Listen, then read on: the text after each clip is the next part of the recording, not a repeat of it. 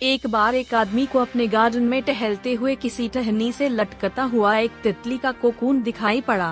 अब हर रोज वो आदमी उसे देखने लगा और एक दिन उसने नोटिस किया कि उस कोकून में एक छोटा सा छेद बन गया है। उस दिन वो वहीं बैठ गया और घंटों उसे देखता रहा। उसने देखा कि तितली उस खोल से बाहर निकलने की बहुत कोशिश कर रही है, पर बहुत देर तक प्रयास करने के बाद भी वो उस छेद से नहीं निकल पाई और फिर वो बिल्कुल शांत हो गई, मानो उसने हार मान ली हो। इसलिए उस आदमी ने निश्चय किया कि वो उस तितली की मदद करेगा।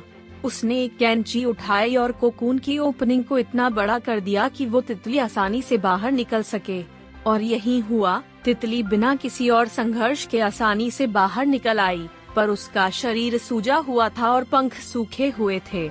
वो आदमी तितली को ये सोचकर देखता रहा कि वो किसी भी वक्त अपने पंख फैला कर उड़ने लगेगी, पर ऐसा कुछ भी नहीं हुआ।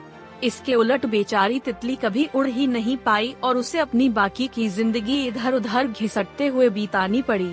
वो आदमी अपनी दया और जल्दबाजी में ये नहीं समझ पाया कि दरअसल कोकून से निकलने की प्रक्रिया को प्रकृति ने इतना कठिन इसलिए बनाया है ताकि ऐसा करने से तितली के शरीर में मौजूद तरल उसके पंखों में पहुंच सके और वो छेद से बाहर निकलते ही उड़ सके।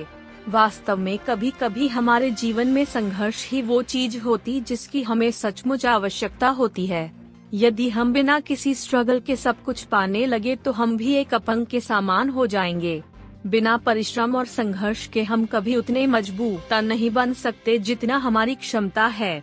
इसलिए जीवन में आने वाले कठिन पलों को सकारात्मक दृष्टिकोण से देखिए, वो आपको कुछ ऐसा सिखा जाएंगे जो आपकी जिंदगी की उड़ान को पॉसिबल बना पाएंगे।